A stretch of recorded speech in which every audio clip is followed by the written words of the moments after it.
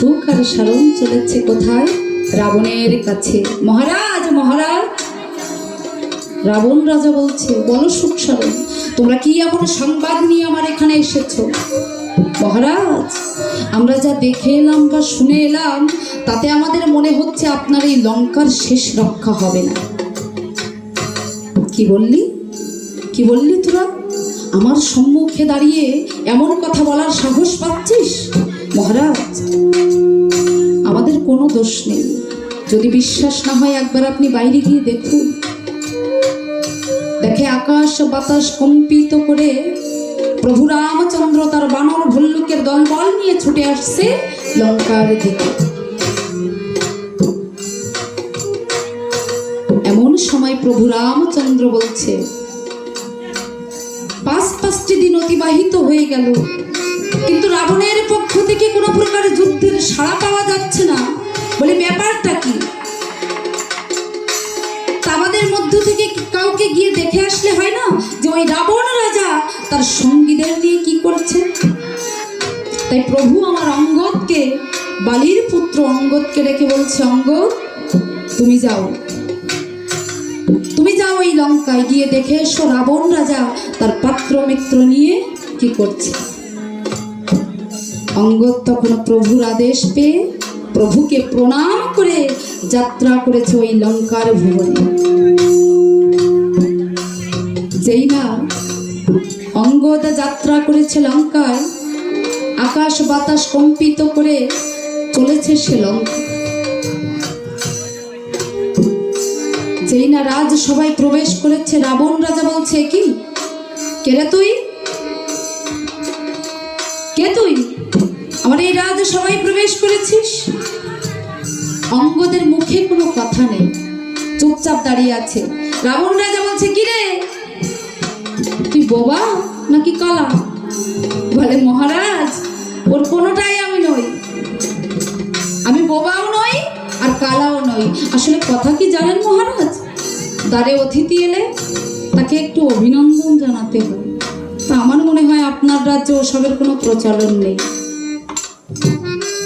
আর না হয় আপনার পিতামাতা আপনাকে এই শিক্ষা দিতেই ভুলে গেছে। বলে, তোর এত বড় সাহস, আমার সম্মুখে দাঁড়িয়ে এত বড় কথা বলছিস?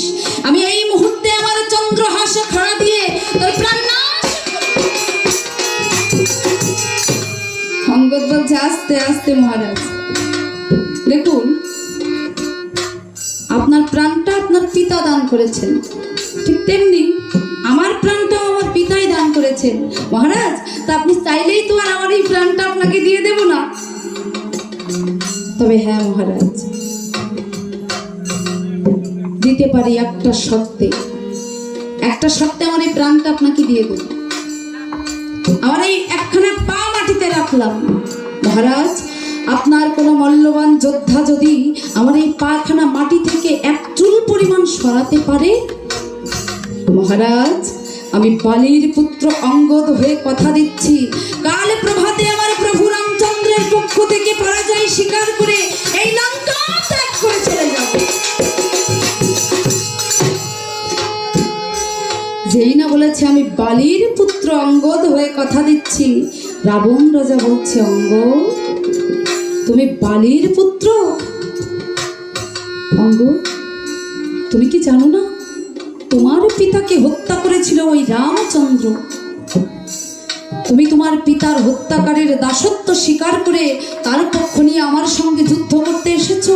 এটা করো না অঙ্গদ, তুমি আমার পক্ষে এসো, আমি তোমাকে তোমার পিতার হারানোর রাজ্য ফিরিয়ে পেতে সাহায্য করব। বলে, মহারাজ চুপ করুন, আপনার মুখে অন্তত এইসব কথা মানায় না। কারণ আমি তো শুনেছি আপনার নাকি 10,000 পত্নী ছিল। আপনার নাকি 10,000 পত্নী ছিল, তবুও সামান্য বনচারিণী রমণীর প্রতি এতটাই মোহগ্রস্ত হলেন যে সাধুর বেশ ধারণ করে তুলে নিয়ে এসেছেন এই লঙ্কায়। তাই আপনার মুখে ওই সমস্ত কথা মানায় না। এখনো সময় আছে, এখনো সময় আছে, ফিরিয়ে দিন ওই রামের সীতারামকে।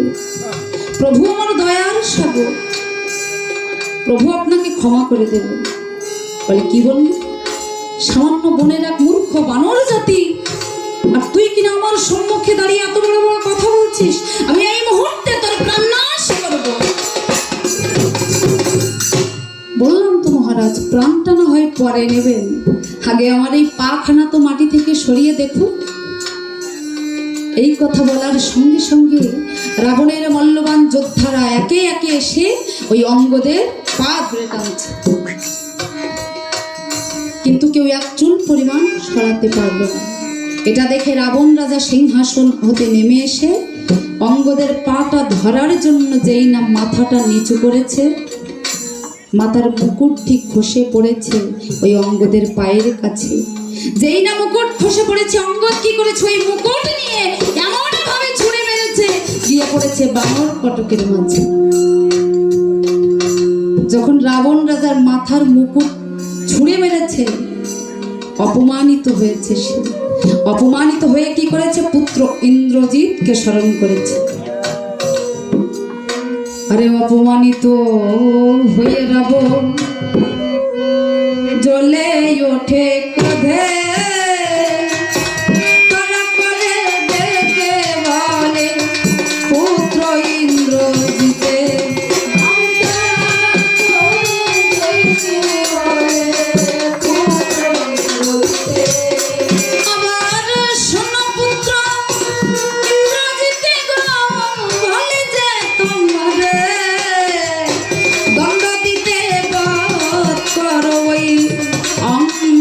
বানরে আরে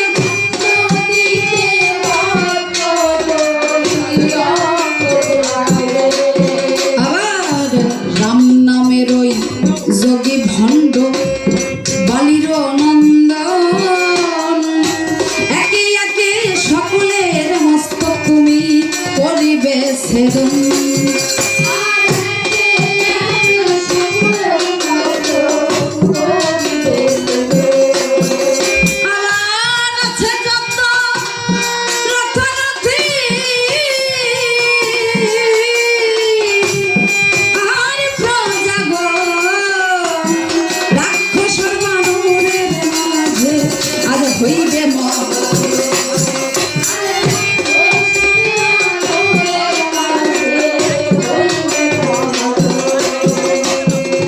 অপমানিত হয়ে রাবণ রাজা পুত্র ইন্দ্রজিৎকে ডেকে বলছে, শোনো পুত্র,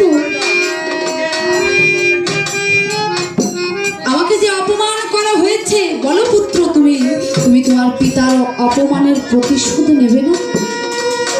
পিতা, আমি থাকতে আপনার কোনো চিন্তা নেই।